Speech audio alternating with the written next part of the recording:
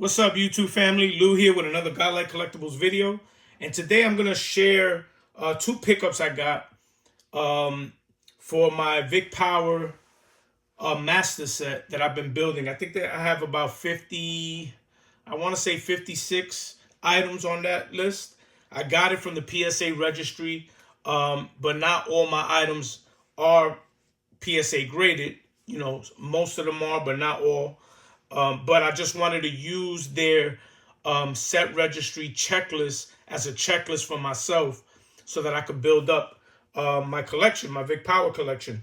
So the picture that you're seeing right in front of you, this is a one of the new pickups that I got. It's an 8x10 photo, and it's from the 1961 set of Manny's Baseball Land.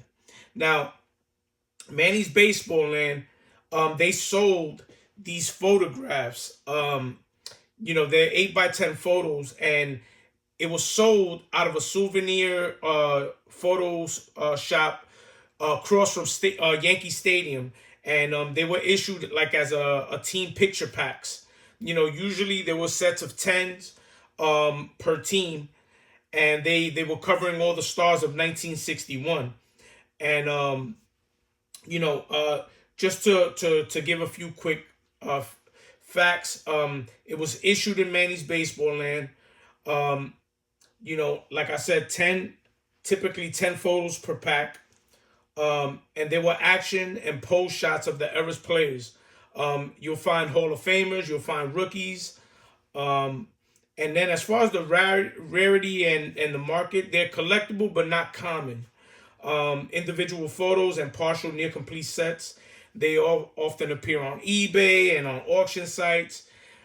Sometimes, they're priced from 10 to several hundreds of dollars, depending on the player and the condition. Obviously, if it's a Hall of Famer, it's going to be more. But like in this case, I got this Vic Power for very cheap.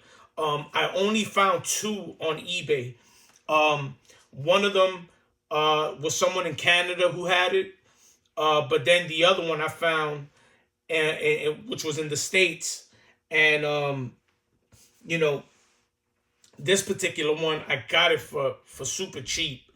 The guy was selling it basically for $1 and plus shipping. And I paid about maybe $6 to ship. So I got it super cheap.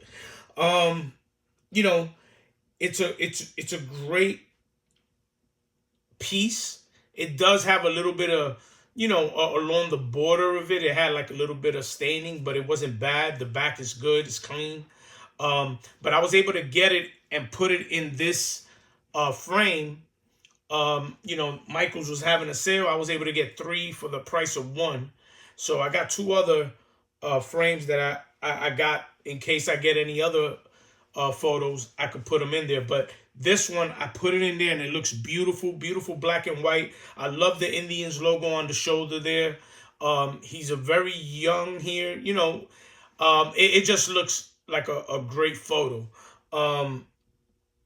And it was one of the pieces that were part of this registry set, and I was like, man, I gotta get it. So I can't wait to hang it up.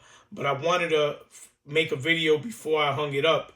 And then the second piece that I picked up, I kind of mentioned it in my last video.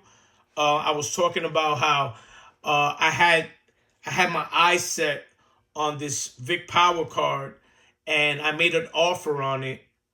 And the guy kept, countering. And then I finally went to a show here in Delaware, and in the middle of me talking with this vintage seller, I asked him, I said, hey, do you have a 1960 bazooka, by the way, by any chance? And he goes, are you the guy sending me the eBay offers? And I said, holy smokes.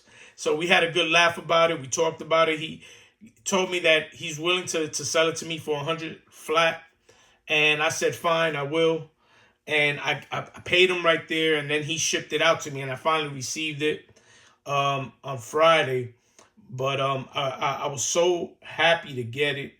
Such a beautiful card in beautiful shape.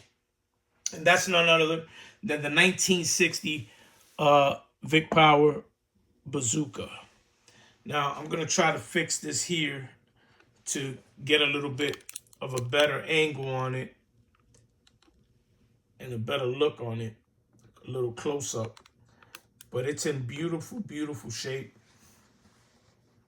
And it's just a beautiful card. I'm so happy to have it. I had been looking for it for a while. I found two of them previously, and one of them sold. They were both raw. One of them sold. The other one, they still had it on eBay, and I think it's still on eBay, but it's just cut really funky. Like, it's just cut real bad, especially on one side. And the back is super brown. Like this one here, you could tell the back is super clean. But the back of the other one is like a brown color because of how, you know, dirty and it is. But this particular card, I couldn't find it except for those two that I saw. So finally, this one showed up and I saw it, and I'm like, oh man. But he wanted $120 for it, and I was just like, do I want to pay that much? So I started looking it up. I saw that the last one sold for like $30 about a year ago. So I tried to give him an offer of like $50, and he came back at $110.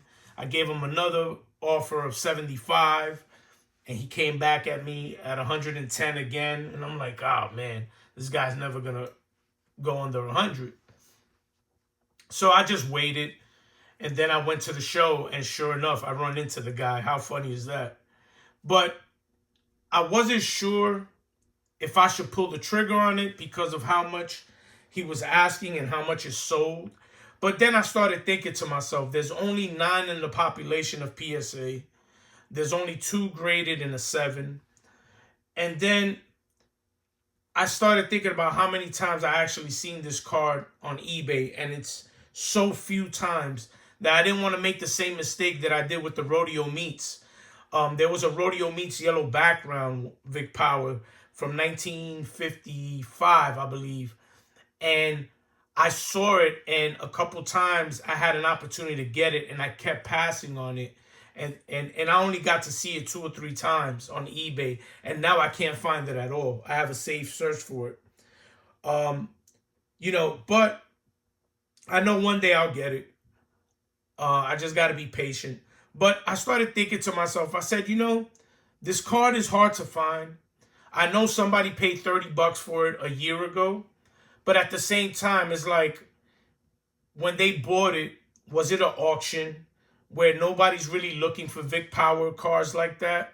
You know, he's not a Hall of Famer. You know, and even though he was a good player, 7-time Gold Glove, 4-time All-Star, he was a solid player. There's not a lot of Vic Power collectors out there. So I said to myself, what are the chances that I'll find this card again and in a good condition? You know, that's basically my thing, is getting it in a decent condition that I like, that I could put it, even if I was putting it in my own slab, to be able to look at it and enjoy the card. You know, so this was just such a perfect cut in my eyes, and it looks so good. The surface, everything about it, that I said, you know what, I'm willing to overpay. I paid the $100, and maybe I didn't overpay. There just hasn't been really a market for him. But the fact that there's only 9 graded, I'm pretty sure there's not going to be many more in the future because of the fact that he's not a Hall of Famer, and the way a lot of collectors collect are Hall of Fame players. I think it's safe to say that this is going to be a hard card to find. You know what I mean? So I'm happy to have it in my collection. I have a spreadsheet that I printed out, and I also have one on my phone with these with his master set. And you know, little by little, just completing it. So now with these 2 cards in the mix, zoom it back out. Now, you know, I can say that I have these 2 in the collection now. I'm super excited, and I can't wait to now have it displayed on my wall, and looking forward to the next ones. So take care. God bless. Be safe. Peace.